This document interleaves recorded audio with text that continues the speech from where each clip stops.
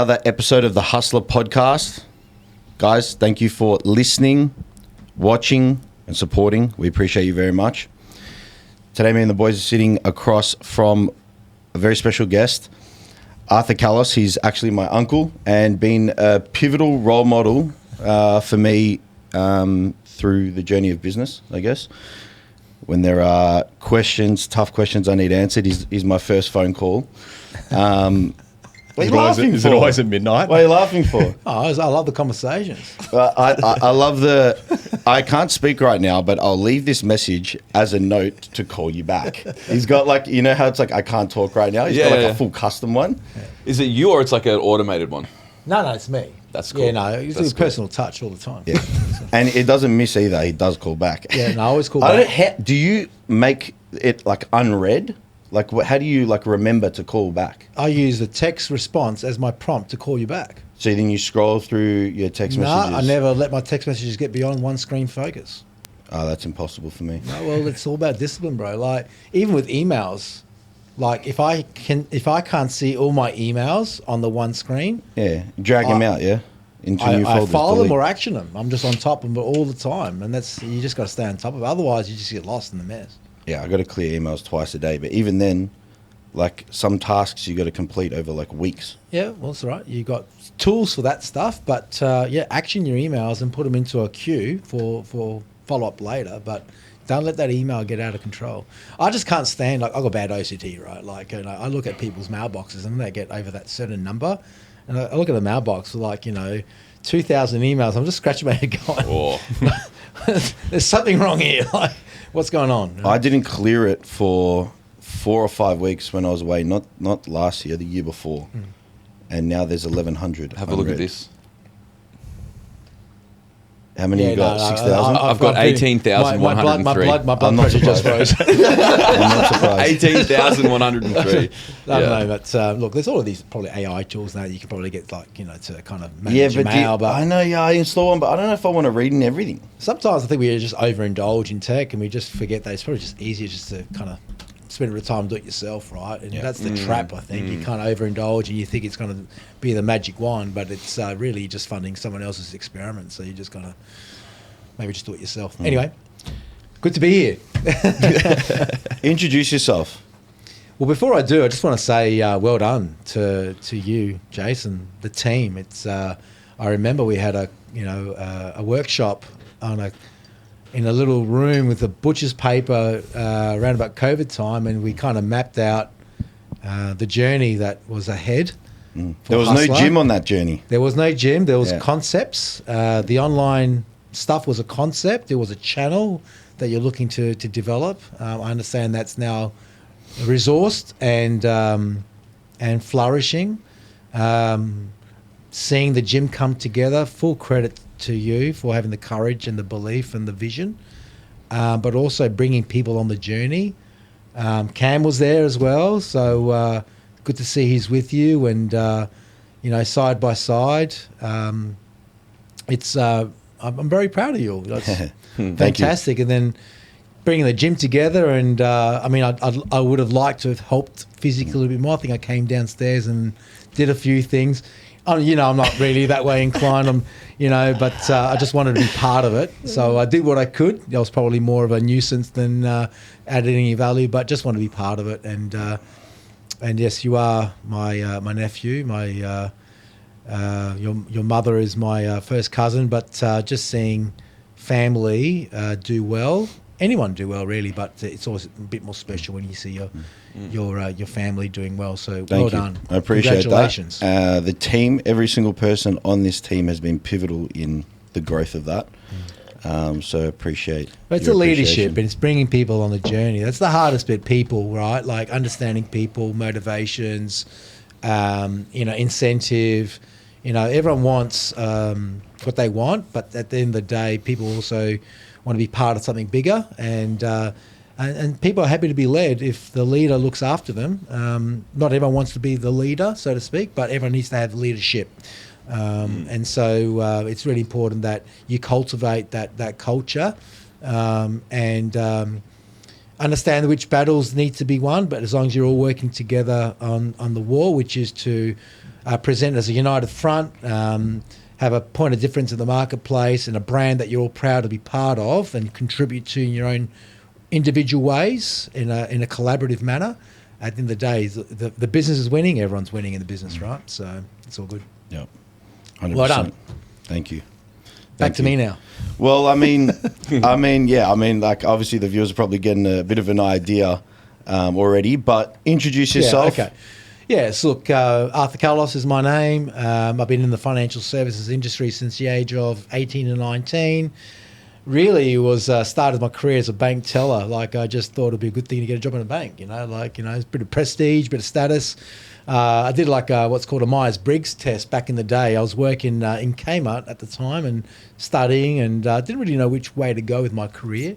And so I did a Myers-Briggs test, and the first job that came back was journalist.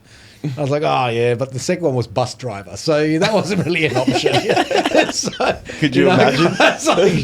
Get on the bus. Well, get the fuck off my bus. Well, we actually are kind of way, in a leadership position. You're the driver of the bus, right? But I didn't think it was actually that way inclined. It was actually literally a bus driver, right? But I thought I didn't think that was the case. But one of the things that stood out is said, the connection I made was presenting and prestige and in a suit, and so I thought, oh yeah, well, where can I have a bit of prestige and work in a suit? And where's your suit today?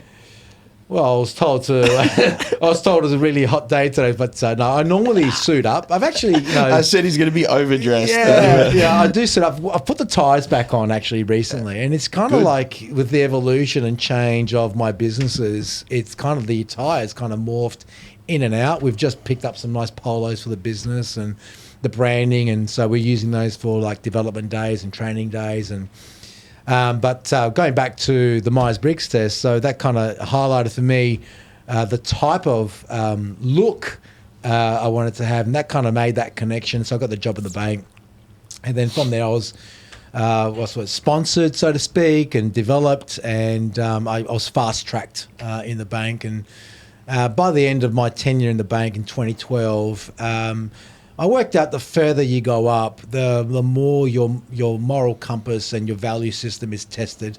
So you're either on the bus or you're off the bus, so to speak, right? And so I top off the bus because it was going in a direction that it didn't align with my my principles. And so when you're higher up in these institutions, you get tested. And ultimately, I wanted to start something of my own. I just didn't know what it was. So for you to kind of do it at your age, it's amazing. It took me to the age of almost 40 to work out that I was ready to actually take the leap of faith and start my business. I mean, in that period of time, financial security. Yes, we had assets. Earning those kind of dollars high up in the bank. You had the opportunity to build assets and a balance sheet that allows you to take some risk. Yeah. And so basically, we sold off some assets, raised the capital, and I started my business called Spark Financial Group. It's a B2B business model. It supports financial planners around the country run and start their own practices. And we did it at the time when the industry just faced huge disruption. There was a huge amount of pressure from those vertical models that hired a lot of the financial planners through the large instos, which I had come from, was basically unfolding. It was becoming undone. And it was led by the actual advisors that were being tested by the conflicts that were being presented by those instos with their obligations to act in the best interest of their clients. And that's when I said, right, I'm going to be a front mover. And I built the model back in 2016, and it started to come undone. It built momentum, and that's when I pulled the pin from my prior employer, started my own license, and invited those that want to start their own practice to my business and supported them. They took a huge leap of faith as well because I wasn't anyone. Like, I was just a new licensee. I had a corporate background. I have a bit of a story growing up in a Greek family in a souvlaki shop. You kind of go, what's the connection here? Probably a point that we can talk about later. But I wasn't anyone in that space. I was the guy that wore suits in corporate and probably didn't understand small business. But I had that small business DNA, and I think embedded. It's embedded. It's in the blood, and I think that came through. I mean, I wrote a book in an effort to actually show that and the journey and the story that I'd gone through. I've got the trials. book. You've got the book. The Spark. Yeah, it's a good startup. Can't business. read though, so. Well, there's an audio. I've got the book right. I've got the book right here. Yeah, I got the real book. Yeah. Well, that's right. So took the leap of faith, started the business, and look today, that B2B business as an aggregation model, where one of the largest ones in the country now. We have 100 advisors, fantastic advisors that's within our ecosystem. We manage across the business about $3.5 billion in funds, which is significant. It's a big responsibility. I'm the director. I'm the responsible manager. I'm responsible for the advice that goes through my advisors on my channel. So explain that a little bit. Yeah. So ultimately, if a client complains and the advisor can't resolve it, ultimately I'm responsible for that complaint. When you say advisor, you've got a whole nother business using your license. Yes. To practice. That's and right. If 100. that business makes a mistake, I'm ultimately you are responsible. liable. Yeah, I'm ultimately liable. Yeah. So you've got 100 businesses that you guys have to manage and make sure that they oversight, are being supervision, above board, compliance. Yes. Yeah, all of it. So it's a serious business model, very rewarding because at the end of the day, it's all about impact for me. It's about being able to deliver support and solutions and services to Australians that need advice. So when it's just yourself, you're limited by your physical capacity. When you deploy yourself through other businesses, in a service back end manner where you're kind of ring fencing exactly the realm in which they can advise, the products that they can deliver. The conflicts that you need to manage or actually have no conflicts as we do in our business model, you're somewhat in that business. Of course. You echo into that business, which is the pride that I have, even though it's their business, it's their brand, it's their colours, it's their value proposition, it's the way they want to serve, the way they want to charge. I know that behind that, it's the values, it's the morals, it's the way we do business, it's the way we treat people, the way you make people feel.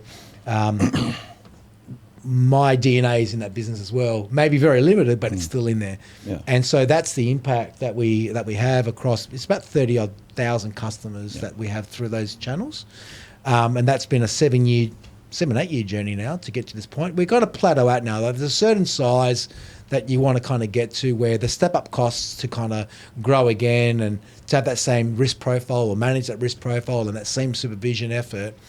You don't want to get too big, and then you lose your proximity with your advisors. Like you still want to be able to pick up the phone and say, "Hey, how you going?" You got to have the doors always open. I mean, I get phone calls, on the weekend, asking for advice. I love it. You get back to them as soon as possible. I've got one advisor now. He's grown dramatically. Initiated Sydney. He's now putting on a practice manager. He comes to me advice. Who do I hire? What am I looking for? How do I set them up?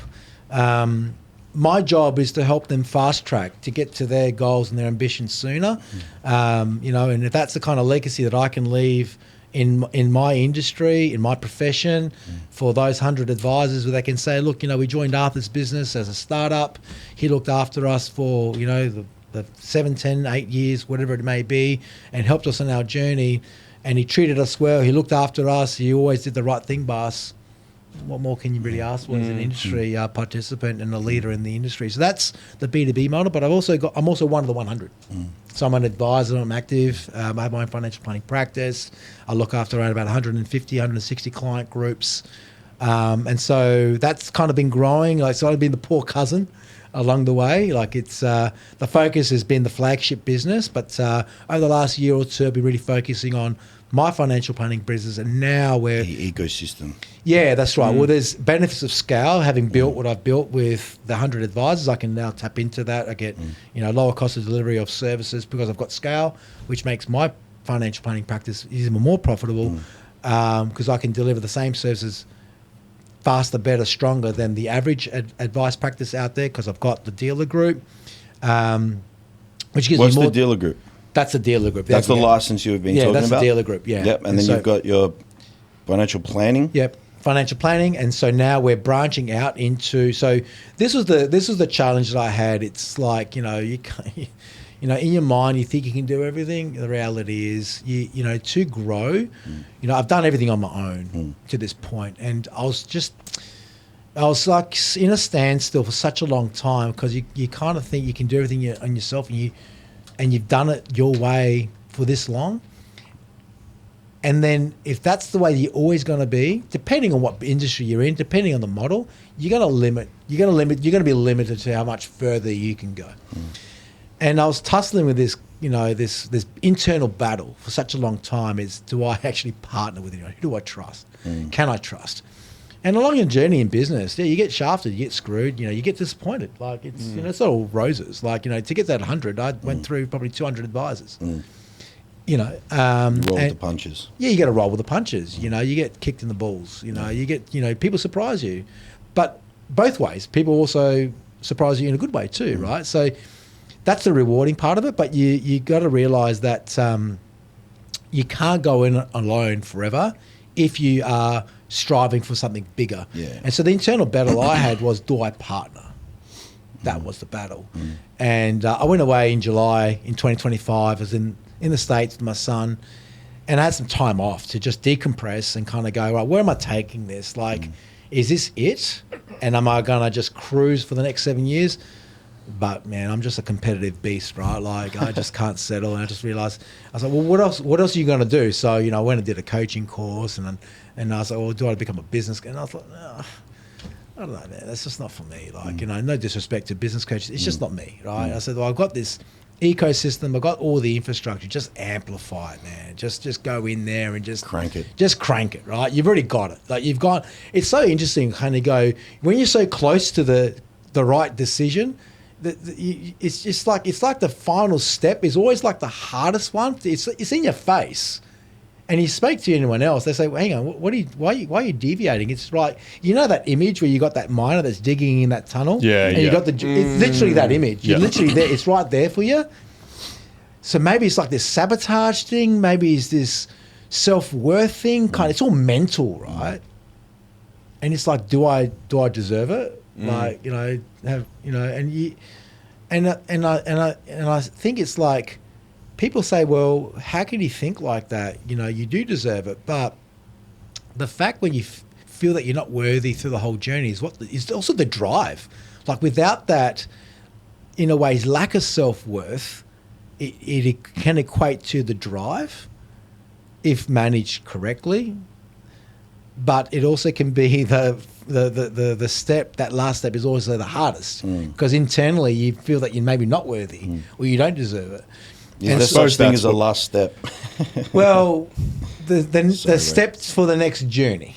Yeah. And so that was my reluctance. It was a block. It was like, you know, do I deserve this? Maybe that's what it was. Maybe that time away is when I had that time to decompress, which probably highlights the fact that when you're in your business and you're running hard and you're going at it really tough, you got to take the time out. It's the exact same thing. You got to take, exact same thing. When I go away and I'm not, there's someone at the door, stack the fridge, do this, do that, I can think clearly. And I can think, okay, well, we need to do this, this, and this every single time on holidays. Totally. So that's my lesson. Like I didn't do that enough. So you can do that now whilst you're still... I've now been able to because I've now got a team that helps me run the whole thing. So, you know, we invest heavily in people, systems, and we've got that scale now. So it's now every 6 months for me. So we did it in July. I just did it now again in December, January. And now we're kind of launching the whole Smart Wealth Management ecosystem, which has 5 disciplines: the financial planning, the lending, which will have its own director partner, the insurance business, which have its own director partner, the asset management business, which has its own director partner, and the accounting business that will have its own director partner. So I'm partnering with 4 other people in this business. Yep. So it's going to be brokerage. Yep. Mortgage broking, asset management, so investment products, accounting and tax, financial planning, and insurance. Yeah, the full ecosystem. Wow. Full ecosystem, yeah. So that's... sorry. You continue. No, go. No. I had a question, just going back to something you said before about the conflicts, was it? Or, it's just complete... It's completely you mean lost me. Conflicts in the license or conflicts within yourself? More like conflicts of interest within the brokers that you use. So I know you guys said that you ensure that there are no conflicts of interest. Could you give us... Elaborate? Yeah, because I think it'd be... Yeah, Good so to hear. as essentially as a licensee, I'm a distributor, right? So basically what happens now is you've got all these product manufacturers in the marketplace that obviously are motivated for their products to be distributed through persons that are authorized to sell products. So the way the licensing regime works for financial planning in our profession is you must either have a license or be a member of someone's license to be able to provide financial product advice legally. So there's actors out there that try and deliver products without the licensing regime intact. Then obviously that's a game that you don't want to play, and that ultimately ends up you get caught up with the regulator. So all our advisors are authorised to provide financial product advice in a product list that I provide as a director of the license, and our compliance provides. They're limited to those product ranges. So that product list we must maintain, supervise, update, because there's some products in there that may not have the research ratings that we want. So we use a research house to make sure that their ratings are of a standard that we are comfortable with. And so we work with research houses, and when there's no research available, we have a chief investment officer that assists in bespoke solutions being put onto the product list. Ultimately, I'm responsible for that list, and ultimately the advisors are responsible to stay within the realms of that list. And the list is like it's large. It's not like limited to 100 products. There's hundreds and hundreds of products, but there's product manufacturers out there that will, approach licensees and educate them on their products and the benefits for consumers. But underlying all that are incentives potentially. Yeah. And those incentives, whether they're positioned correctly or not, in most cases they're conflicted. They might be trying to be positioned as, education, benefits, but really the reality is it's incentive to distribute. And so we don't have any of those products where there's an underlying incentive where the director or the license receives a benefit for those distributions. They're conflicted products, and so we don't have any of those on our product list. Give an example. Shield Master Trust is the recent one where that was a large-scale billion-dollar superannuation Ponzi scheme.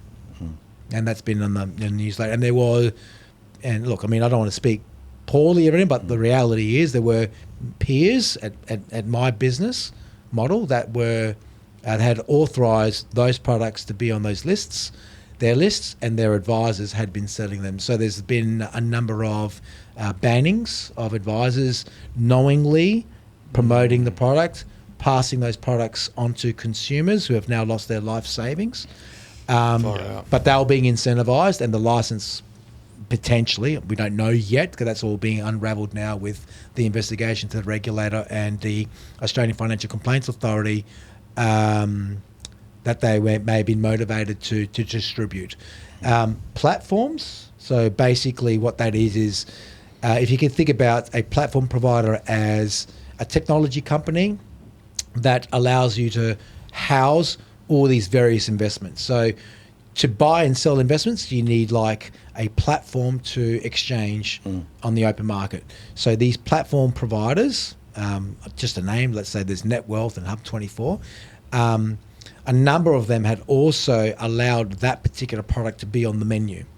So the regulators come in and said, the licensee is a distributor, you have a responsibility here, and they're also passed that same responsibility for the first time to product providers, which is different. It's never happened before. Okay. So there's a scheme out there called Compensation Scheme of Last Resort, where since the Royal Commission to Financial Services, again, this is very, very interesting. From an advisor's point of view, unfair. So basically what happened out of that scheme was the advisors in Australia are now having to fund through a special levy every year the resources for that scheme to compensate consumers that have lost their money through a situation like this where that licensee no longer exists. So let's say a licensee folds and are out of business and there's no recourse, the scheme is there for that recourse. So it's like a team effort regardless of whether you're involved or not. Correct. It's a profession effort where we had at the time about 30,000 advisors potentially contributing to the scheme. We're now down to 12,000. Yeah, wow. So for consumers, not a great story. For the remaining 12,000, not a great story because the levy's going up every year. But for consumers, you now have 12,000 that are most likely the ones that are not going to breach, that are not going to do wrong. Well, look. Stronger 12,000. Well, yes. I mean, in this, what's been a good outcome of the culling is, and I've seen it. Like I've seen advisors, in particular distributions that just went up to it, but were still authorised. But the unfortunate thing is you've had a lot of advisors that were up to it, but because they couldn't meet the requirements are no longer in business. The term I will use is willing and able. I've been using this a lot lately. When you go in the plane and you sit on the exit row and they say you're willing and able to assist in the case of an emergency, right? And I was sitting in the exit row one day and I'm listening to this and going, shit, I'm like, that's so poignant right now. And it's a challenge, not only in our profession, but probably in all businesses. It's finding people that are willing and able, right? So what I mean by that is in our profession, if you had not met the certain study requirements, so you could be a 50-year-old practitioner in our industry, right? Prior to the Royal Commission, you run a very good business. All your clients are very happy. You employ 10, 12 staff, and you've been running your business for 20 years. And all of a sudden, someone comes to you, or the regulator comes to say, you've got to go back to university and do a degree. You're 50. 55, let's say. And the degree is going to take you 2 or 3 years. Wow. What's the immediate reaction you just got? Yeah, that's hectic. New industry. Well, so I've got to go back to. I've never been to uni before. Go back to, yeah. Uni? That means they are not able, and their business would not be able to practice. If they cannot remain authorised, then all of a sudden it's been a big disruption. And so they have to then spend 3 years before they can even continue. They've got to had a relevant degree. It's crazy, right? And that happened. That happened. So these practitioners who do a very, very good job have never had a customer complaint. Let's say they service, families that have been with them for years. It could have been an intergenerational business as well. Like it could have been handed down from the father or the mother and passed down. All of a sudden they've got to go to university. And they've got to pass an exam. The exam's probably, look, you should be able to, if you've been a practitioner for that long and you could not pass the exam, and I know there's probably people listening that will say, Arthur, stuff you for saying that. But the reality is, if you've been in the industry or profession for 20 years and you had difficulty passing the exam after the third or fourth time, maybe you shouldn't be in the industry, right? But, and there's plenty of support that was out there. Why'd they let it go for so long? Why weren't they upskilling people along the way rather than saying, "Oh, hang on"? You got to do CPDs every year. Like you got to attend industry conferences. Clearly not enough. Yeah, well, look. Clearly they let it go for too long. Well, I think every industry has professionals, let's call them, that may have varying degrees of importance on personal development, and that variance, high and low. Is what got exposed through the Royal Commission. Is this ASIC that's putting this forward? Yeah. So why wasn't ASIC over the last 10, 15, 20 years upskilling them along the way so they didn't need to say, hang on, go back to uni for 3 years? It's actually not their responsibility. Whose is it? So it's the responsibility of the licensee. So I have a responsibility to make sure all my reps receive relevant training. So that's why we do relevant training every month. So we do all that. Yep. But if you're self-licensed, it's your responsibility as a licensee to do that. And so, there's probably about, I'd say, 2/3 of the advisors that are authorised are through corporatised models like mine, and the other third are self-licensed in the industry or the profession. I keep using industry and profession interchangeably. We like to think we're a profession. I don't think we're quite there yet, but we're getting there. But that's why I'm calling it an industry. Going back to what you were saying before, we're talking about why isn't it happening? Well, it just comes down to similar to your model. Like people know they got to train, but there's varying levels of degrees of training, and that's why certain coaches are probably more effective than other coaches. And it's about how much they're willing to self-develop, how much they're open to taking feedback, how much they're willing to explore, how much knowledge they're willing to accumulate. I may have misunderstood it though. My understanding, correct me, is that there was a point in time where ASIC said, no, enough's enough. You guys actually need to be at this level.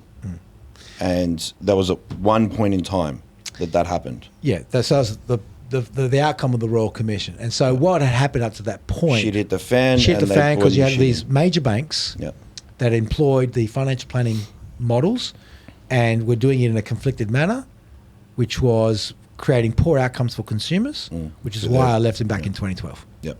Yeah, okay. I didn't want to be part of it. I didn't want to ask, but That's why there's the answer. Yeah. What does I want to go back to the financial planning or everything you do under the umbrella.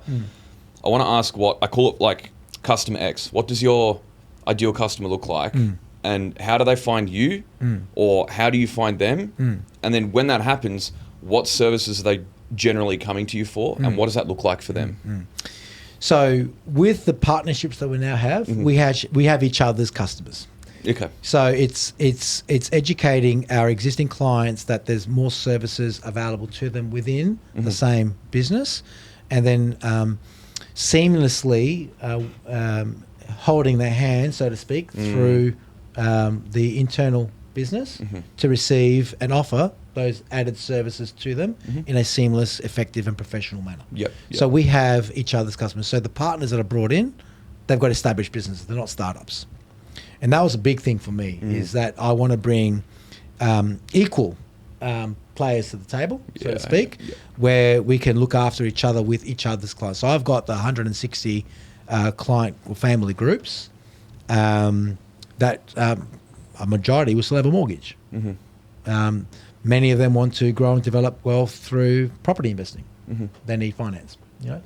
And at the same time, if they're going to increase their debt, they increase their risk, they need to speak to someone about making sure that they have risk management in place through insurance. And that's that complementary service, so that triage model. And then additionally to that, they may need to acquire the asset through a structure, whether it might be a trust, where they want to set up a special company vehicle, investment company vehicle, for tax benefits and management of tax planning.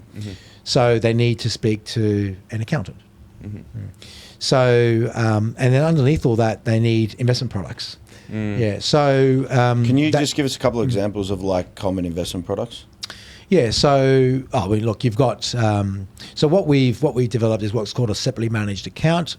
So our products are fully researched through our chief investment officer.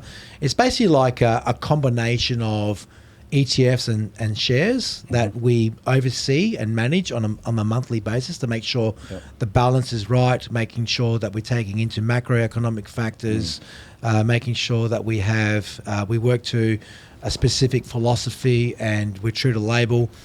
So what that means is that we act and behave in accordance to the product disclosure statement, making sure that we're staying within this framework, so that when people are advised to go in, they know exactly what to expect. So we have seven like models that are aligned to 3 risk profiles. So as an advisor, we need to ascertain your appetite, your tolerance, your capacity for risk, taking on risk. It's an interesting exercise actually, where look, it can be a very tick and flick exercise. Like how would you respond if the market dropped by 20%? That gives you a score. And that accumulated score kind of puts you into a category. You might be balanced, but the nuances in our industry is like, well, balanced in our model is, well, it's balanced. You want 50% of your money in defensive assets that aren't volatile, and you want 50% in assets that have the capacity for growth, but as a result can be volatile. Right? So that's balanced, 50-50. But, and that's what we call a balanced fund. But if you go to industry super fund, the naming nuance of balanced is 70% in growth and 30% defensive. So it kind of is confusing to consumers. Is there criteria?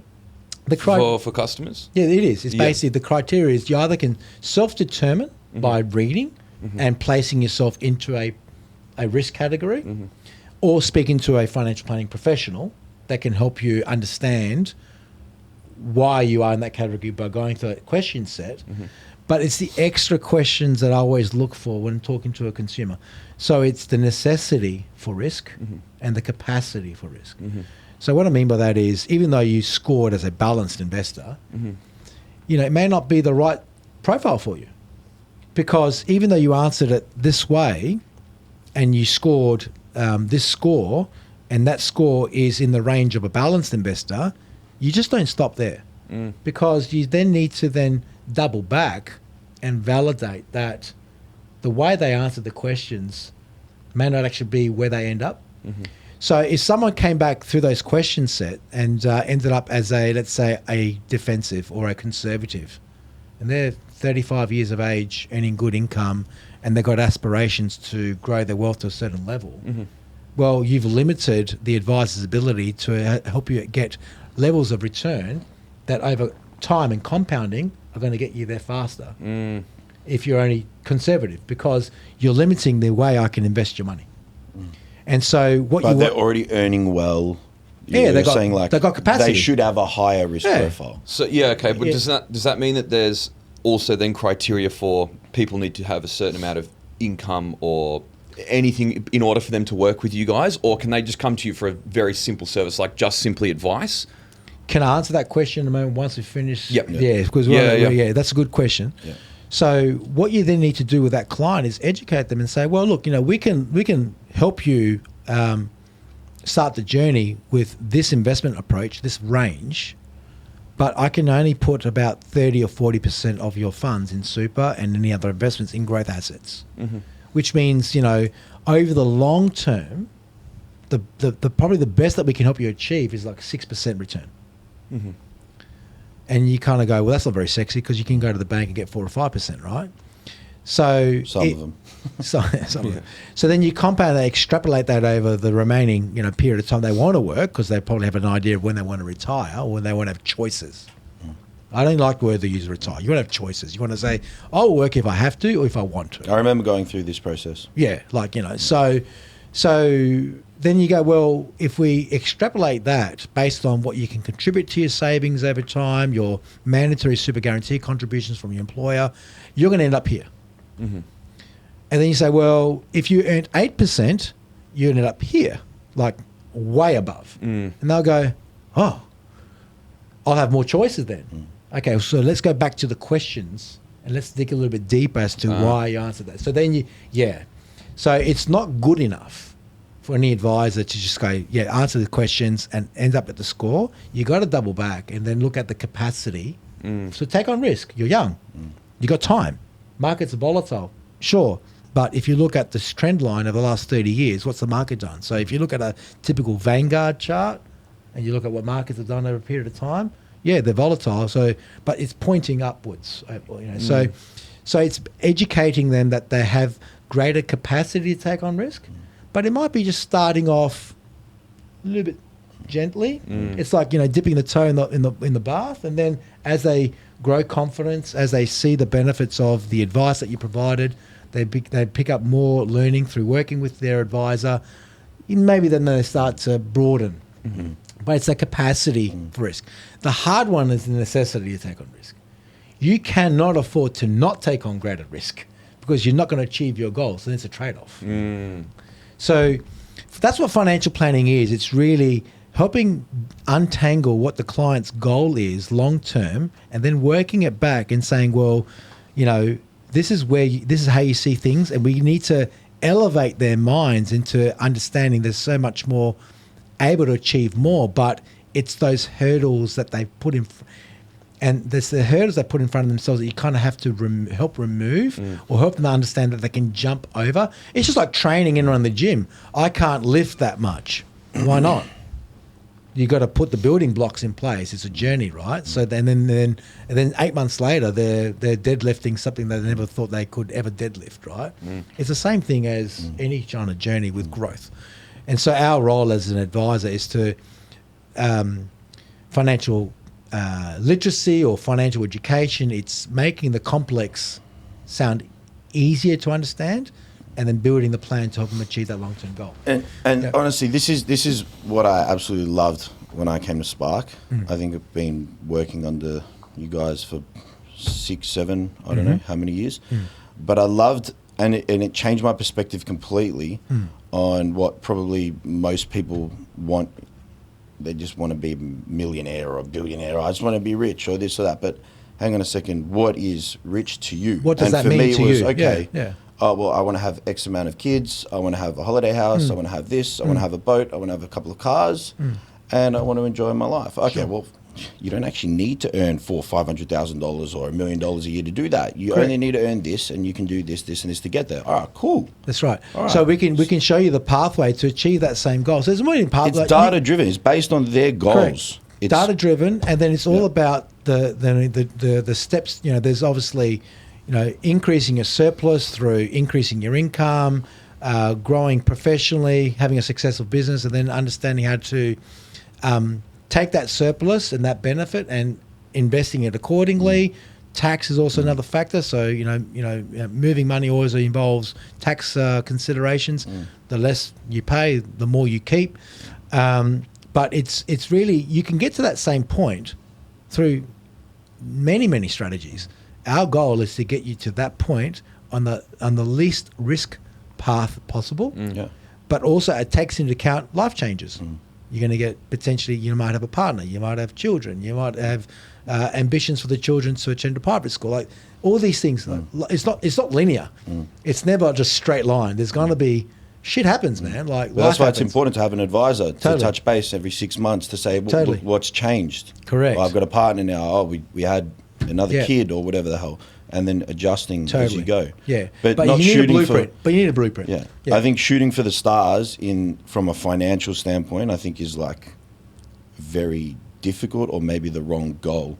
So like if you're just trying to make as much money as you can along the way, and the sole purpose of you make money is to make money and be a billionaire, I think it's a very small amount of people that are going to actually truly be able to do that. I think it needs to be tied to, well, my goal, I want to be a family man. I want to have 3 children. I want to have a holiday house. I want to have this. Okay, cool. So now I'm working, now I'm earning, and now I'm doing things for a certain purpose that aligns with me, rather than I'm just chasing money. I'm just chasing money. Look, there's people out there that had that aspiration. Not many. And no, a lot have the aspiration. Not many.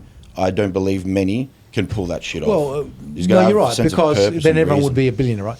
The point is, it's what are they willing to do, and there's also going to be a bit of luck involved, and that type of client is, probably doesn't align to a financial advisor, because the reason why I say that is a financial advisor has to be very careful in what they say and do, because they're liable, right?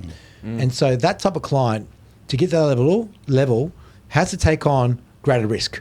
And that risk taking is probably outside the realm of your typical financial advisor. So that person probably needs more of a mentor or a business mentor or a business network that's going to aid him or her achieve that kind of goal, but probably needs some basic services, from a financial advisor. But that to your question before, that's not a typical financial planning client. They might take care of the basics, but that type of individual has that type of inspirations that is so determined to get there. Have to explore other persons to help them achieve those types of goals. There's one thing I might ramble a little bit here, but if your opinion differs from mine, jump in. But as I was saying, I think a lot of people have that goal. Not many people can pull it off, and I think what I'm trying to get at there is, obviously you want to create impact. That's part of what I guess is part of your moral compass is you want to create impact. You don't just want to make money. And I think the people that have that goal in most cases are going to make mistakes along the way because they're chasing the dollar rather than, oh, you know what, here's a free month for this, or, I mucked up here. They're just chasing the dollar. And I think that their values will not align with probably getting them to what their goals are because they're chasing the dollar.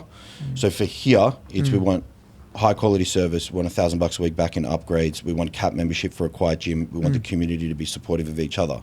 Okay, along the way, we're going to make money from that, but making money is not the goal. Yeah, I think, look, at the end of the day, there's probably a couple of things there that came to mind. First of all, as a person in life, and what I've come to learn over time is I'm not anyone to judge anyone's goals, and even though early in my life, you can kind of automatically hear someone with that aspiration and you think this guy's a tosser, this guy will never make it. But really, is the problem them having that goal, or perhaps you feel that you can't achieve the same thing, so you then discount their ability to do so.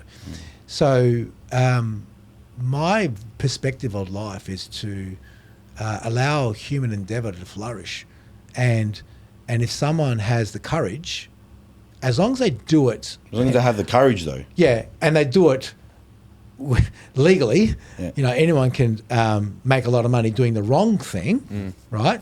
I have no respect and tolerance for that. But if someone has the courage and the set of balls to go out there and try and aspire to that outcome and become a multi-millionaire, fuck. But now we're talking to the percentage that can probably do it. Well, look, I think that comes down to them finding out themselves that they can or cannot. My thing is, why do you want that? That's the gold. Maybe they never had money growing up. Maybe they... So then they want to protect and provide. That's the why. That's what's going to keep people or maybe on they want track. to flex. We don't know. Hey, but you can only flex until you're old and ugly. Well, we've talked about. So the welcome I got into the studio today was what was I called? Geriatric. Yeah, I'm 49 in how many days? 20 days, I think. Anyway, so we won't go there. But look, I think the enjoyment over time that I have is more observing. Whereas early in my career, I was so judgmental, and it was my judgment came from my own lack of experience and appreciation, and I had to resolve all that. So I had to kind of hit rock bottom first to undo that persona of the suit and the teller. That kind of, I had a picture in my mind of what success looked like, and what car I would drive, and all that kind of stuff. And in the end, all that shit didn't matter. And so What did? Helping people, Your why. helping people get to where they want to go is my purpose that I found out. But what I also found out was the enjoyment I felt when someone got what they needed. And so I learnt that later, because when I started my career as a teller, I actually enjoyed helping the person come over. Back in the day, you had to fill out a pink slip. You had to put your account number in, you'd sign the slip, and I'd have to look at your signature, compare it to the signature in your passport under a blue light, and make sure that you're the person that's the signatory to the account, and hand over the money. That's the way we used to do it back then. Wow. You did you know that? You guys? Nope. Not really. I'm so not now that you old. can tap and go. You can all sorts of, back then, that's the way you withdrew money, Yeah. right? So you're absolutely shitting yourself. Now they ask you why. It's me. Like you got this old lady pension. It's pension day. The line's out the door, and everyone wants their money in a hurry. Gosh. And Now they ask you, what do you want this money for? Yeah. that look, I'm not. That's just sorry. That's just, man. If someone asked me over the counter what I want to take my money out for, it would not end well. But anyway, how dare they? But anyway, that's another story. Yeah. My point is that's the way it's done back then. But I got enjoyment from that. I enjoyed seeing the smile on the face. Someone got their, I was part of it. And you have a nice conversation. Yeah, I enjoyed that. But I lost track of that. It became all the other stuff that you're talking about, right? It became about that.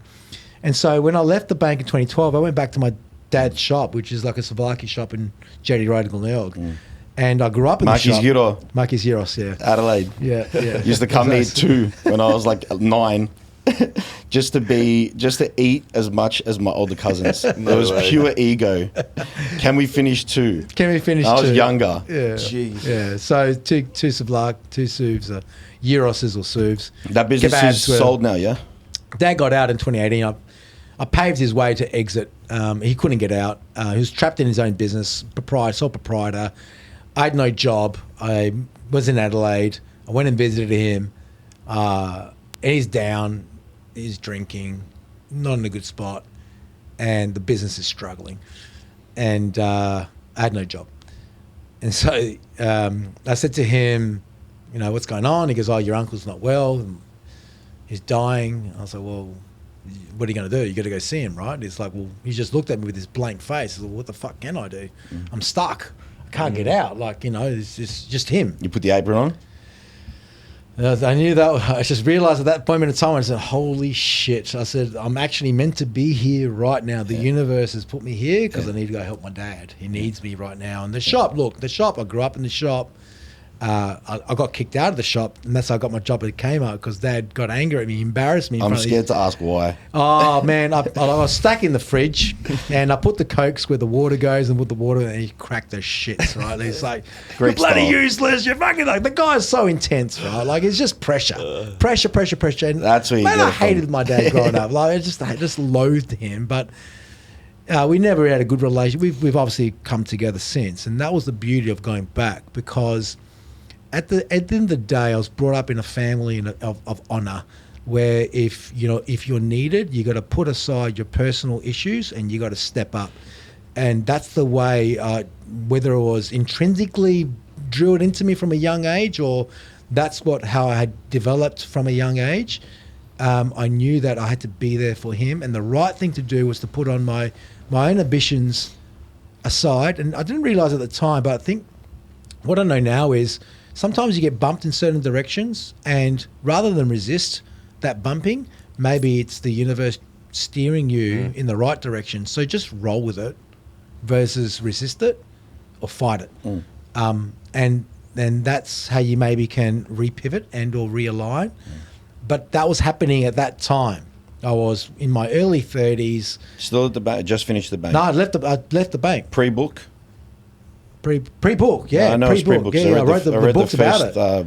Few pages. Yeah. You need to hear the audio version. Took him a week. I got the audio version right here. Yeah. So basically, I knew at that time, I said, man, you need to step up and help Dad. And I said to him, I remember saying, Arthur, ask him. I said to myself in my head, you need to ask him. I said, well, how about I run the shop for you? And he kind of looked at me, and I looked at it back, and I think in a way I was hoping I'd actually offer. And he goes to me, oh, you remember? No, I had no freaking idea. I said, yeah, I'll take care of it. So basically, he had no passport, hasn't been back to Greece for that long. We had to get him his tickets, and there's no manual. So he's just showing me everything. I just kind of said, whatever, like, just give it to me, right? Within a week, we got him his passport. He's in Greece within that week. He spent a week with his brother, and my uncle passed away after the Greece. Wow. So he got to spend a week with him.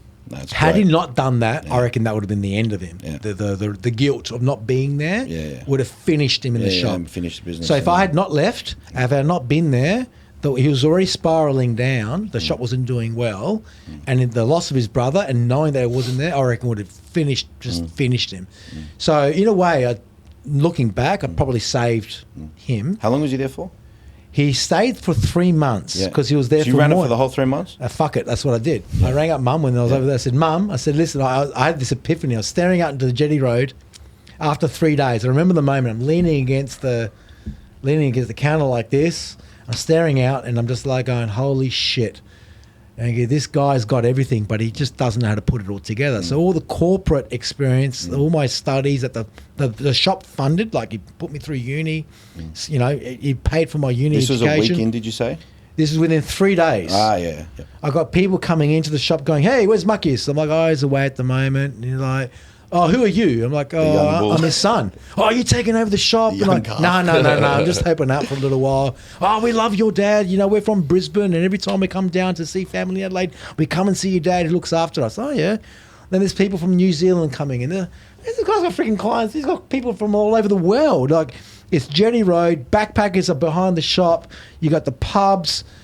It's just crazy down there. Summertime crazy. So basically, he is served the whole of Adelaide. Like him or hate him, he was there at 2 a.m. in the morning to feed you when you're cut, right? So he's, you're drunk, you need something to eat, whatever. You've got somewhere to go. And he probably swore at you at the way out, but you loved it, right? So that's the shop. It was an institution. I'm thinking, like, he's got this brand. He's got a great product. He's got a brand. At the time, mobile food trucks were the craze. I thought, fuck, I'm going to build a mobile truck. I'm going to build a mobile food truck. Yep, that's going to be good. I'm going to get into the Clipsal 500. I'm going to get into the Adelaide Oval, get into the catering business going. I'm going to renovate the shop, rebrand it, create a caricature, all that kind of stuff. I had it all.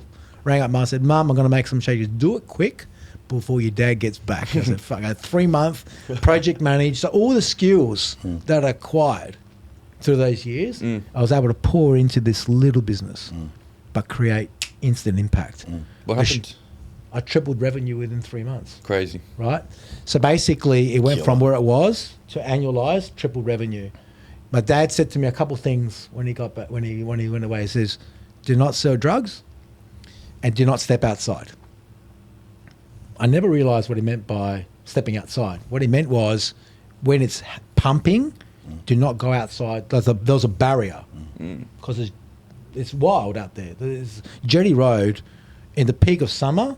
It's crazy. You got drunk people. Like, I served a guy. 3 minutes later, he was a murderer. He gave basically king hit someone around the corner. Jesus. Like, I served him 3 minutes earlier. Like, that's life. Like, that's crazy, right? It was in the news.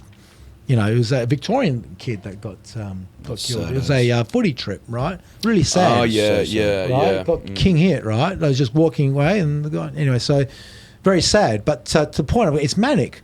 Anyway, so I went and engaged someone to build the truck. You know, I put the suit on, went to the Clipsal 500 catering offshoot, got the contract, got the gig, gone to Adelaide Oval, truck's running. I went up to the busiest nightclub in Adelaide. I said, "I'll feed your security, I'll feed your staff for free. Just put the bollards up, let us park out the front." Basically, when you walk out, you see a truck there that's serving food. Wow. They eat, they walk back in. The owner's happy because there's more money going over the counter because they're not going out to McDonald's or not coming back. Yep. Everyone's happy. Right? So the model was perfect. And then as the truck's moving around the city, it's a mobile billboard. So the shop got busier. Anyway, so I'm tracking everything through the right, accounting software. But Dad wanted the takings to be recorded in a book, the GST book. Standard. So I'm fucking filling out this freaking thing every freaking night. You're mopping the floors at 3 hours. As the other thing as well, like, my dad's been doing that for 20 odd years. So basically he was doing 100 hours a week, not one day off for that fucking long. God. And I was fit back then, like real fit, right? And my body, I remember, was just freaking aching. It was just in agony. Like, I was like, how the hell does he do it? Dad was a paratrooper, Green Beret. So it's physical toughness, but it's all here, man. Like, the repetition of what he did every day. Not even Christmas he'll take off. I never saw him. There was no Christmas at home. There was no Christmas. There was no tree and presents and all that kind of stuff. It was just basically don't wake Dad up because he gets home at 4 a.m., 5 a.m. and he's up by 9 and back at the shop by 10 a.m. Repeat. Started that early. Yeah, man. Was it worth starting that Not early? a human on this planet could have done. I'm 100%, having been him for that period of time, I'm 100% sure there's no one human on this planet that could have done what he did. No fucking way. Right. Was it worth starting that early at 10 a.m.? Me? No, I couldn't do it. No. When you look at, like, okay, how much money we bring in between 10 and 1? It wasn't was it worth him. it? It wasn't about that for him. It was he wanted to win. Yeah. That's where I got that from. He didn't. So basically, he had the strip, had the competitors. He would basically be willing to earn nothing to make sure he was last to close. That was Dad. He wanted to be last to fucking close. I'm not gonna close before you. I'm gonna show you that I got still customers coming to my shop. Fuck you. That was my dad. Even if it meant butchering himself. That was Dad. The Terminator, mate. Mate, he's a beast, right? But anyway, so that's what happened. I basically pumped the shop. He comes back. I'd organised the truck to come back at a certain time, and I'm seeing him walking down the strip with Mum. And he walked past the shop. He didn't recognise it. The whole shop had changed. And he stopped, and he kind of realised where he was. And he looked around, and he's walked in, and he's like, he says in Greek, "What the fuck have you done in here?" And he's immediately gone to attack. Like, "Well, I told you not to touch anything. You've ruined everything. What have you done?" My mum's like, "Calm down, Mucky, calm down." Come here, look at this. He being told to calm down is not the right thing to say. He just gets even more angry. He's even more angry, right? So you don't tell Dad to calm down. Anyway, so like he got what he got. He had to get out. And anyway, so then I showed him the book. I said, "It's okay. Like, here's the book." And he's looking in the book. What do you think he said when he saw the takings? Ramoto. No, you're selling drugs. He got even angry. He's like, "No, I'm not doing any of that stuff." Anyway, so he just couldn't understand what he had. and he didn't understand how to assemble it in a way that would amplify the result, and that's not his fault, but that's why I was there. And he's been trying to sell that shop, and you can't sell a shop that just was in terms of look, Dad had a sign on the till that says cash only. That enough said. So my point is, how can you sell business like that, right? So he had no exit strategy. So in the back of my mind, I had to lift the earnings of the shop to feed my family, to feed my debt position, so I didn't have to relinquish any property holdings. So I had to elevate that so my mum and dad can still live. My family had to live, but also at the back of my mind, I'm thinking, how do I give my dad an exit strategy here? Otherwise, he's going to be trapped in here forever. And that was the life-changing experience I had, and then the proof and the belief to myself that I could actually could do it, and that was the test. And then through that was the joy. Sounds funny, it's actually you enjoy giving someone their food. I enjoyed it. I enjoyed cooking something for them. I'm not a cook of any grade. Far from. But I enjoyed it, and I enjoy that. So the other thing as well was Dad said never step outside. And it was a manic period. There was a group of kids that would cause a lot of trouble. And when you got these fridges in front of you and you got a room full of people, people are taking drinks. You pick your battles. You got the hot plate's running hard. You got, 2 workers behind the counter. One's taking orders, one's cooking, one's rolling. One's in the deep fryer. It's fucking crazy, right? You can't give a shit about a cup of water that's been taken. But it's happening. They're coming in, helping themselves. And you kind of go, they're causing trouble in the shop. And that's why I met my dad. He goes, never go outside because you get hit. Basically, Dad's been punched. It's been crazy, right? So anyway, there's this lady that I served, a young girl, and I gave her her meal, and she's looked at me dead in the eye, and she said, "How do you put up with this?" And I looked at her and I said, "Fuck, how does my dad put up with this?" It wasn't me. I couldn't give a shit about me. It's like my dad's been doing this for this long, and it's like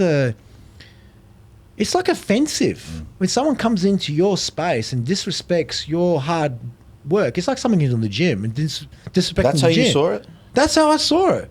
Wow, I would have seen it a little differently. Well, I saw it as disrespecting my dad. Like my dad's busting his ass. But she's noticing that. But she noticed it. That's not offensive. No. Or the people taking the piss. Yeah, man. Good on her. 100%. See, how do you put up with this? She's fucking right. Yeah. And that's when my blood fucking boiled. Yeah. She stepped outside. I said to Mustafa was working with him. Mustafa. He's passed away, whole thing. But anyway, sad. and I said, Mustafa, I said, I'm going outside. He goes, no. He's like, don't go out there. And it was a big risk. There was like 4 of them. And I knew the head, the leader of them. Anyway, I went outside and just fucking headlocked him, just fucking gripped him and just dragged him out. And I'm waiting for the other 3 to jump. They did nothing. It was a big risk. And I basically took him out on the street and fucking pushed him out. I said, welcome back in here. Don't ever come back in here. Who are you, the bodyguard? I said, I'm Maki's son. You're not welcome in here. Don't ever step in this shop again. And that was it. Phew. Like it was a big gamble, right? But then what happened is order in the shop. And people felt safe to come in. So you not only got the certain audience that would come in because they're starving, you started to get the softer audience that you want to come in and get a meal and not face that chaos. Yeah, wow. Right? So I started to clean up the shop physically, and the audience changed. And then the people like, let's go there.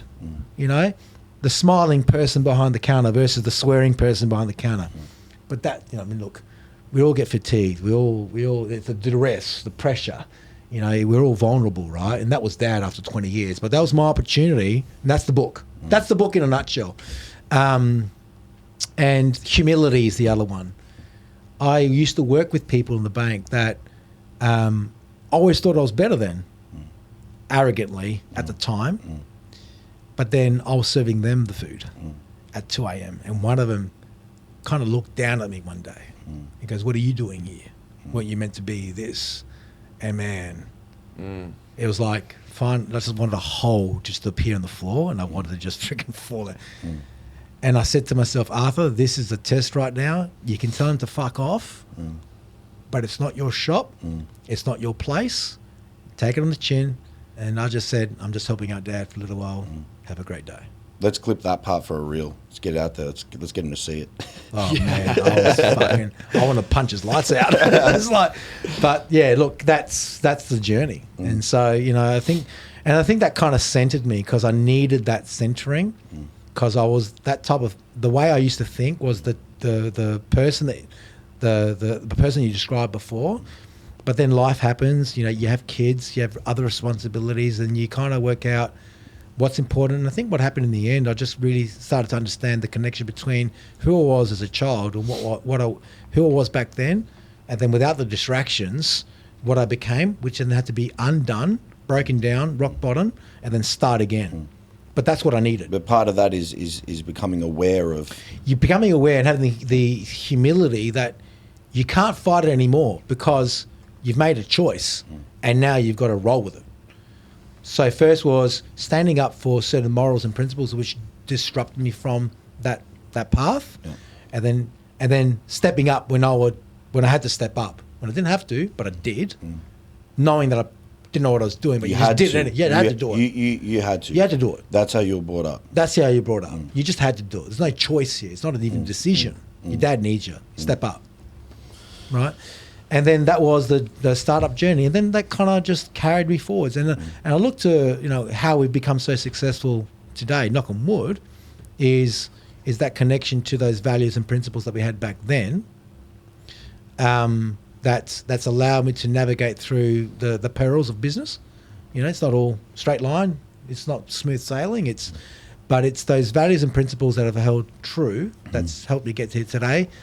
And then all the people that are in my business today came from the banks that we're advising. They kind of saw that and have thankfully chosen us to help them grow their business. I've got a question for you because I remember, obviously, we used to come down to Adelaide on our way through when we were going camping with the boys, my cousins. The ones that I opted out for because I wanted a 5-star cabin, then I wanted Wellington tent. Yeah, that's like I was like 9, so I didn't even know this, but I remember the garage. You had a different car in there every time, S2000, you had a 370, whatever. You had a boxing bag, and you had some weights. Yeah. And you played footy. Yeah, I played Aussie football. I remember that. Yeah. Very vague for me, but how did that sort of... I mean, obviously you've been active for your whole life. Yeah. How did it start? Well, how do you reckon that influenced your, I guess, strengths as a business owner? Or as a person? Yeah, look, I'm a high output person.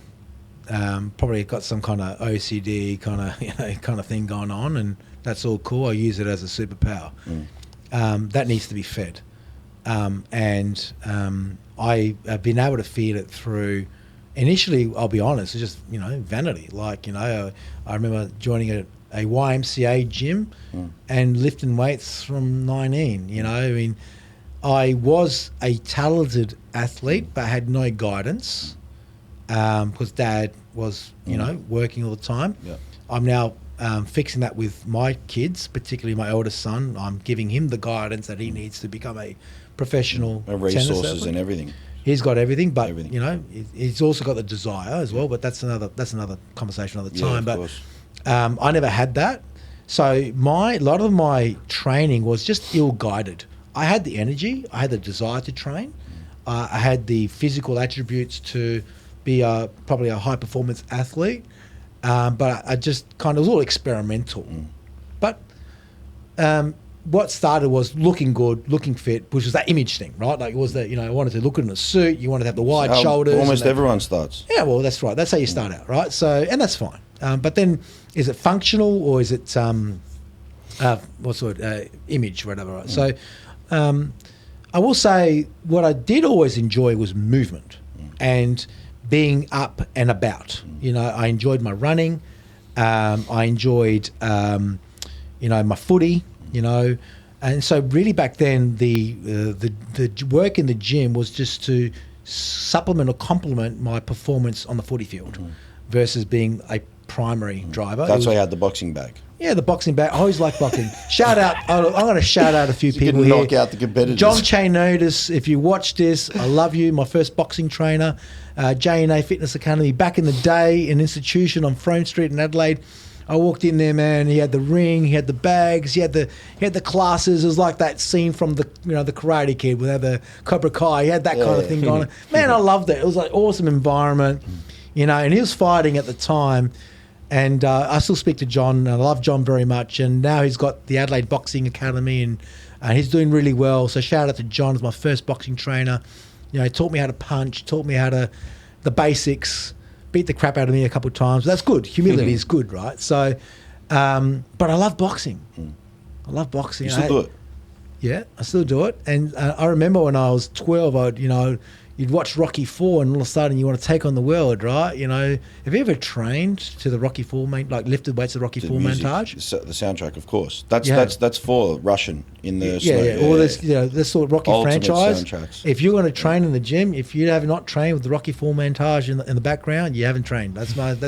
I grew up in the '80s. It's all about that kind of freaking training methodology. Whether it's right or wrong today, Bring it back. Just fucking get in there and just tear it apart. Yeah. I was lifting weights in the morning and I'm running a 12K run at night. Talk about counterintuitive, but that's what I did. Like I was aching. I did things stupidly, to be honest, but I just did it. Yeah. I had no coach. No one told me. I looked good. I was strong. I was fit, and that's all that mattered. And I suffered, but I enjoy the suffering. I know what it is. It's weird. Anyway, so you need to enjoy the suffering with anything you do. You're not going to enjoy everything you do in life, whether it's business, whatever the hell it is. You need the struggle, man. Yeah. If you ain't struggled, you're not ready. If you haven't had the struggle. You think training taught you that? You think sport? No. Where do you reckon you got that? No. Life and business taught me that, but the training is my therapy. Yeah. It's my calm. Even though I'm boxing, it's my calm. So shout out to John. Shout out to Boxing is calm. Shout out to Justin Crawford, Olympian, Commonwealth Games rep, amateur boxing champion, trained me for a while out of Sydney. Love you, champ. If you watch this, shout out to you. But the guy that helped me put it all together is a guy called Phil Fagan, and Phil's a very close friend now. I've been training with Phil for a number of years, and Phil's one of the most interesting characters. He's originally from the UK. He grew up in the UK, worked in the Netherlands, but he was a kickboxing K1 fighter back in the day. Fought Mark Hunt, if you know who Mark Hunt is. Fought Mark Hunt. Yeah. Anyway, and look, it wasn't a great result, but look, at the end of the day, he's in the ring with that kind of individual. It takes a lot of balls to get it. He's a great fighter in his day, but his philosophy and outlook is so create a certain calm in me, especially in the last 2 years since I started working with him. And my technical skills have dramatically increased in boxing, where to the point where I could probably have a master's bout. Are you going to? Oh, look, I've been thinking about it, and I know I'm good enough. But you need 3 months if I'm going to do something, I want to perform to my best. And I know it takes 3 months of shutdown for me to do it. And I just can't take 3 months out of my business. That's the only issue. I don't want to go in half-assed. So do it like your dad, man. Just do it. Maybe. I don't know. Look, they do. Look, you're not shutting down the business for 3 months. I know, man. I know. But if I'm going to do it, it could be full focus. But look, I am toying with it. There's a Masters, league. I probably could do it. But look. But going back to the calm, it's actually it's created a calm in me.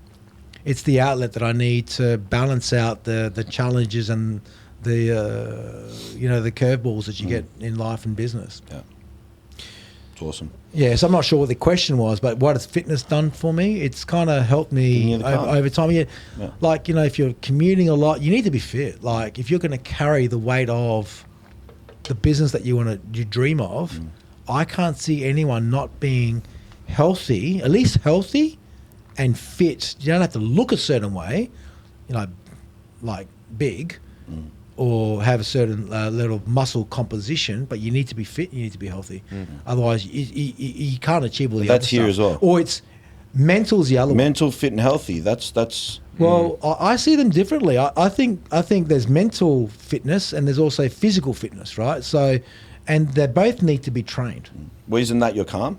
Isn't that what it's giving The you? mental fitness is the boxing. Yeah. The boxing is my mental fitness. Yes. Yeah, absolutely. Yeah. It's also my cardio fitness, but it's my mental fitness. So yeah, definitely. If you're not getting that balance, what you're achieving in business either is on a timeline, your sustainability. You want longevity, and without looking after the mind and the body, I think you're doing yourself a disservice with what you want to achieve in business. I think and we life. all agree. We're getting close to over the hour. So there's one last question that Lockie sort of touched on before, and I'll preface it with obviously my experience with Spark has been amazing, and I started pretty young. I wish I started sooner. Lockie's question before is, I'll simplify it. When should people start with a financial advisor? That's like sort of what you... Pretty much, yeah. I'll answer it this way: people should start taking responsibility for their financial plan, financial future as soon as possible. Whether they choose to work with a financial advisor is a different story. But there's plenty of ways to start that journey without one.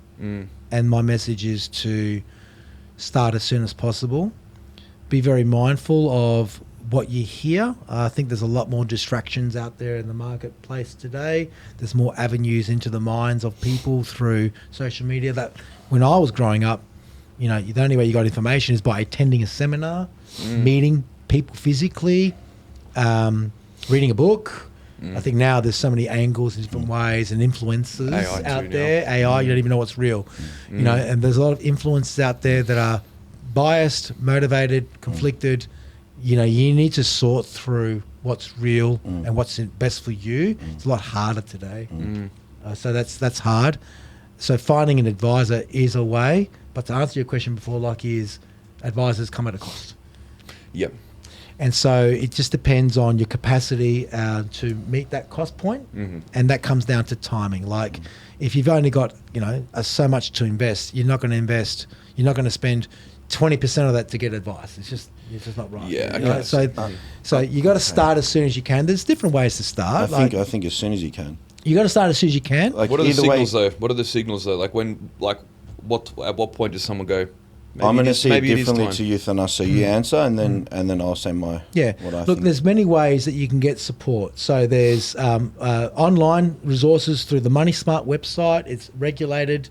It's not coming from a biased position or someone that has an influence to point you in a certain direction. Yep. There's plenty of online resources from trustworthy sites like the Money Smart website that you can start with. Number one, budgeting, cash flow, what's debt, all the basic financial literacy components. You can start there. What's a regular saving, what's compounding, how do I start a savings plan, stuff like that. You can start there, and then usually when you start work, you're a member of a fund, a super fund, right? So your super fund is another resource that you can ring up and ask basic questions. What risk profile? So you automatically default into what's called like a life stage. So they'll put you into an aggressive risk profile if you're age 20 because you've got time. You can invest aggressively, but they might not be right for you for whatever reason. So you can ask questions of your super fund because you're a member, and you can get answers in relation to your super fund. Because as you're starting out, your invested assets are probably going to be your bank account, maybe a separate bonus savings account that you got on the side, and your super fund. That's kind of where you're going to start, right? So Money Smart and your super fund is probably the logical places to start. And then you go out and investigate. Listen to people talk. Listen to go to seminars. Like I think seminars are coming back now. I'm starting to see that online seminars were the thing, but now I'm starting to see physical seminars coming back, which is great. I think it's a great thing. To see that come back is good. Go to them, attend them, listen to people talk. Because in the day, it's not about how to do things. It's who you're going to also trust to do it for you, do it with you, or you do it yourself. That's the three options. You do it yourself, you do it with someone, or you tell someone how what you want. Those are three types of consumers.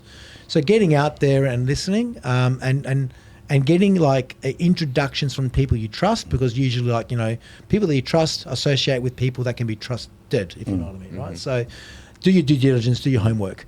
To get to your point now, Lockie, is when's the right time? It's like when a major decision has to happen. It's usually, well, how do I afford my first home? There's certain grants out there. There's certain ways to make your affordability a little bit easier. You might need to speak to someone, an advisor can help you with that. Usually a mortgage broker can also help you with that, so you can get advice from a mortgage broker for that decision, And then usually when you get to a financial planner, it's when you've got more of a substantial need. Like we've got our mortgage under control, we've built up some equity in our home. What are our options? How do we grow our wealth from here? That's a conversation best facilitated by a qualified financial advisor. My superannuation's growing. I've now got, more than $150,000, $200,000. Is this fund the right fund for me? Because I was defaulted into that fund. That fund may only have a certain range of options. What else is out there? That's when you can have a conversation with a financial planner. Look, my mortgage is pretty big. What if I'm incapacitated? What happens if I'm temporarily can't pay my mortgage? What if I don't have any backup? Who do I speak to for that? So there's mortgage insurance products, but they only cover the mortgage repayment. What about putting food on the table? Yeah. All right.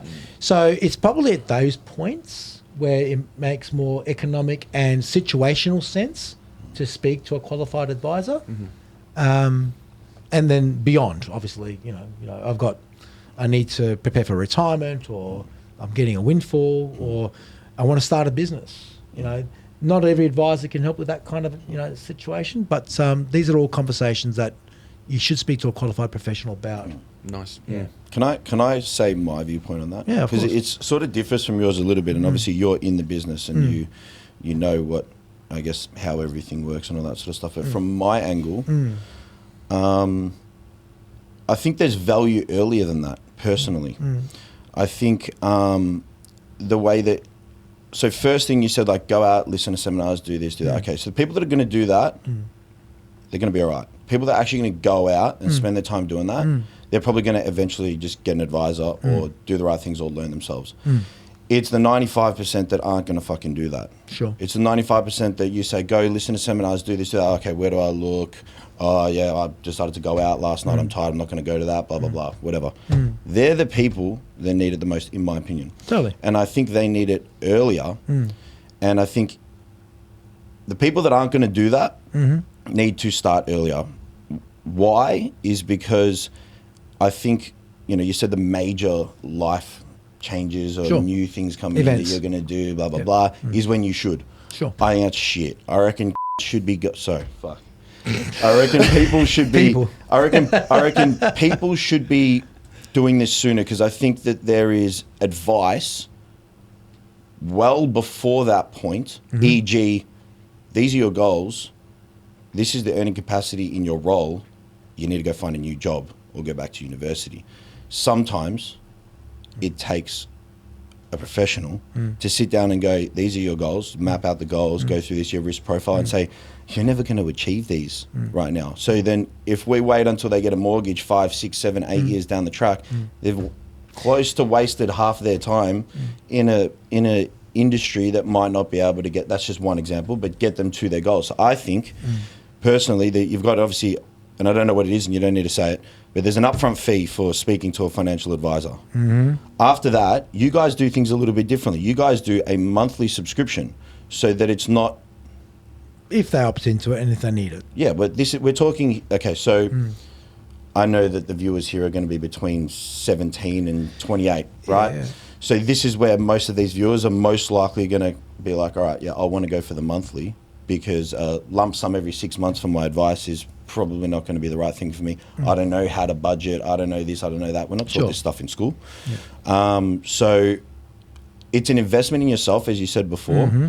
You invest in yourself and your skills.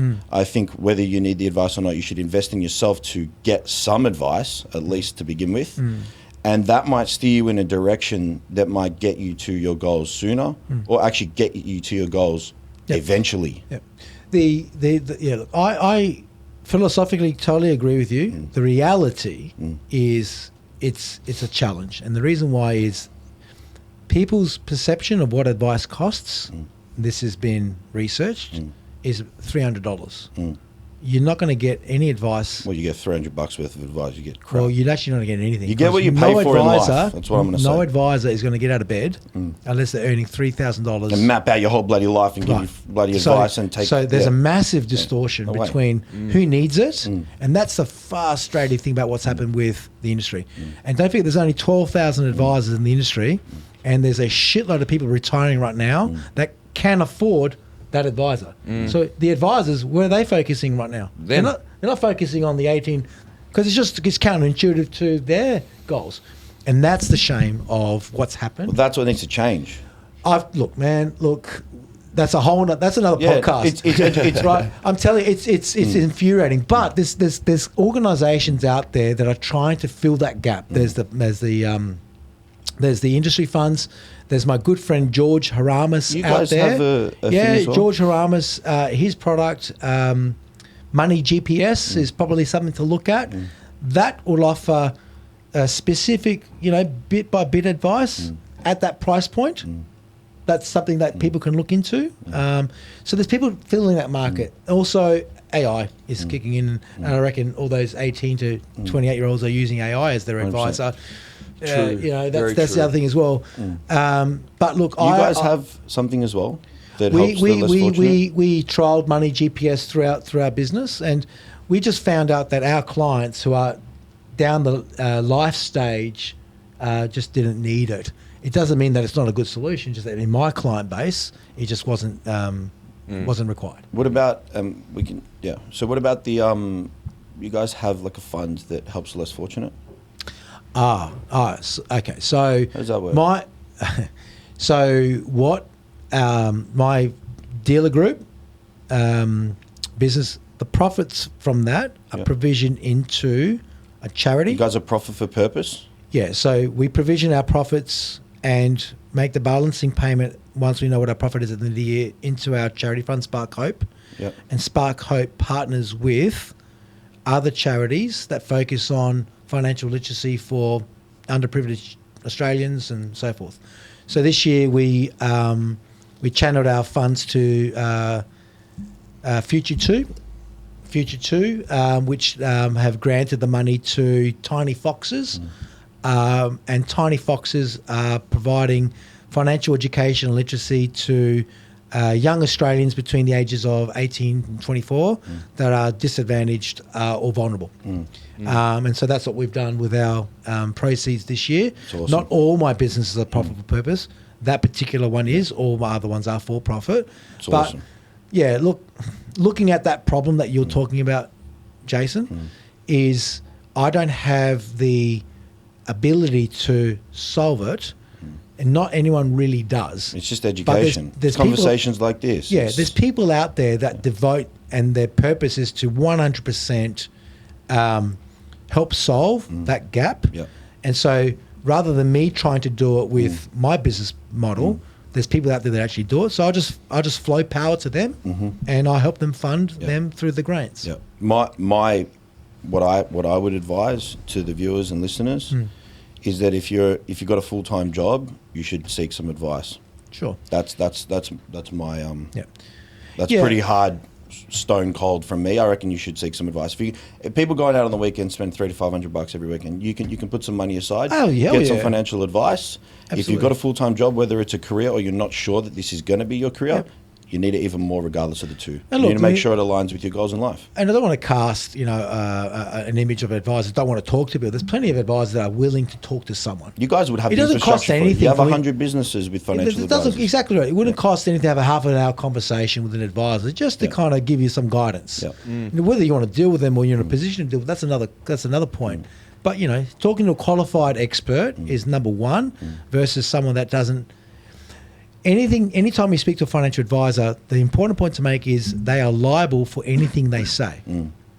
Anything that they say that can influence you a certain way, they're liable for. The licensee, me, is also liable for. So they have to be very, very careful of what they say, and so they can't cross the line, right? Whereas talking to someone that doesn't have that same type of responsibility, who knows what they're going to say? Of course. So it doesn't cost anything to have a conversation with a financial advisor. And to your point, Jason, well, yeah, sure. Mate, you go, I'm in my job. I've just passed probation. I've got a full-time job now. I'm earning good money. Give me some ideas. Go speak to someone that's qualified. Yeah. And whether that results in you working with them or then them saying, start here or do this, come and see me in a couple of years' time. Let's stay in touch. I'll put you on my newsletter. You get some content. You're a member of my firm. Maybe we can help you down the line. All good. We've got to remember as well, the younger crowd, they're blowing their money, buying what makes them feel good. They haven't learnt financial literacy. I think that's a big generalization. Majority are, man. Like, put it this way. Say I'm taking home $800 a week. I'm 20 years old, for example, right? We're most likely, in most cases, we're over time. I'll wrap it up after this, but most likely, in most cases, $100 or $200 can go towards some investments. You don't need to spend $500 on a night out and then get this and then get that. Maybe a little bit can go towards. It could just be as simple as structuring things. What are you guys doing when you go out these days? My God. $500 on a night out. I'm not going to say what I was going to say. The same shit you were, brother. Don't know what you're talking about. But this is what I learned through business and having, being under the Spark banner is that you bucket your money in places. Yeah. And that could be as simple as you spend 5 years not being able to afford advice to, well, hang on a second, you've been saving $200, putting it into a fund or whatever the hell, and now you have some wealth to afford that advisor after 1 year. Totally. Look, start soon. Start straight away. I know what Cam you're going to say as well. Not everyone's that way inclined, but look, those two individuals that may be doing things that same way. There are options out there that you can research through trusted providers where you could start a regular savings plan for as little as $100. Start an investment plan, and that online tool will guide you as to which product is right for you. There's like probably 3 or 4 products that help you ascertain your risk profile through some questioning, and you go, oh yeah, okay, I'm a balanced investor. I'll choose that, and then you can contribute as little as like $25 a fortnight and just keep it rolling. Yeah. And so I've set that up for my kids, and then we just put some money away from them, and they just churn away. And I just let that investment and the market do the work. There's plenty of options out there that you can research. I can't, unfortunately, You can't say. Just managed funds. I can't say which offer because of advice. My understanding is bonds, 10 years, you put it in, you pull it out, it's tax free after 10 years. You're talking about Great investment bonds. Way to do long term. Yeah. So those structures there, they come out tax paid. So they've paid tax along the way. So it's taxed internally. So the earnings. No gains. So it's all tax paid. You pull it out after 10 years. Correct. Long term, So it's good for like a parent wanting to set up an education fund for a child, or a grandparent trying to set up an education fund, or a child receiving an inheritance. They don't want to blow the money. They just throw it away. Well, throw it away. They tuck it away in there, and in 10 years' time, they can receive. Don't leave it in the bank account. Anyway, I said it, not you. You're good. So finally, listeners, viewers, they want to reach out to you. They want to learn more about you, your business, all that sort of stuff. Where do they go? Yeah, sparkfg.com.au. We have a website. You can make an inquiry online. I've got my Instagram page. Recently, Arthur Kallos. Nice. It's kind of cool. Yeah, you're posting on it regularly. Yeah, it's good. I think we just posted the other day. Yeah, I did. I've got a Facebook page as well, which is like my generation Facebook. Here we go. Yeah. Chase. I'm not on. Ancient. Dinosaur. I'm not on. What's it called? What's the other one? The new one? Instagram. No, I've got Instagram. TikTok. I'm not on Are you on LinkedIn? Oh, I'm obviously LinkedIn, definitely. Yeah, that's my professional profile there. So you can hook up with me on LinkedIn, but definitely Insta or Facebook. Hook up with you. Yeah, not that way, but I think they've got a good understanding of our relationship. Oh, good. Very good. Anything else or any other avenues they can utilize that you guys provide or anything along those lines? Look, I mean, just if you need any kind of financial service, finance, financial planning, and accounting, please reach out. We're more than happy to assist. You said that it's also free to speak to an advisor. It's also free. I mean, it's free. Every advisor would be willing. Consultation. It's a free like consultation. See if it's right it's a chat, for you. Yeah. That sort of I thing. spoke to someone yesterday that inquired through our website. After listening to him talk, I connected him with one of my advisors, and I thought he'd be right fit for you. Yep. So Same thing with me. yeah, I'm happy to talk to anyone. You know, so And they do that through the website. they can connect the website, or they can send an inquiry to the website, or just message me on Insta. Yep. Beautiful. Love it. Well, thank you for your time. Thanks for well done. Thanks for, I guess, sharing your story. It's a wild story, and testament to obviously everything that you've done as well. Is very impressive. And we'll do everything we can to continue to support, as you've done for us. So we appreciate your time. Anything else you want to say before we wrap it up? I say congratulations to you guys. Thank you. It's been phenomenal. Thank Well you. done. Very proud. And we would be nothing without our supporters. So viewers, listeners, everyone who's supported HUSLA along the way, thank you very much. Thanks for listening, and we'll catch you next time. See you guys. Bye.